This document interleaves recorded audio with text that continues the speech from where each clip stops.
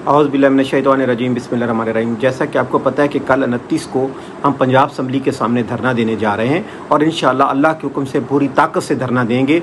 लेकिन रात से सरगोदा में मेरे इमरान रांझा साहब हैं, सदर हैं सरगोदा के, उसके भाई को रात से सरगोदा DPO ने गिरफ़्तार के बंद कर किया हुआ है। चन्योट में मुर्तज़ा साहब हैं हमारे चन्योट के सदर, उसको गिरफ़्तार कर लिया।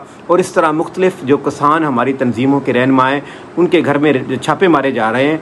मैं मरीम साहबा आपसे अपील करता हूँ कि आप किसानों को इस हद तक तंग ना करें, फिर आपसे रोकना और हमसे भी रोकना मुश्किल हो जाए। क्या हम गंदम के रेट के लिए जो आपने डिसाइड किया है उसका हक मांग रहे हैं तो क्या जुल्म कर रहे हैं? हमने क्या ज़्यादती की है जो आप हमारे घर में हमारी चार दीवारी का कोई ख्याल नहीं रख रहे, हमारे घर में रेड कर रहे हैं? किसान पहले मरा है। ऊपर से पंजाब पुलिस से मैं अपील करता हूँ कि पंजाब पुलिस आप फैसला करें कि क्या आप किसानों के बेटे नहीं हैं?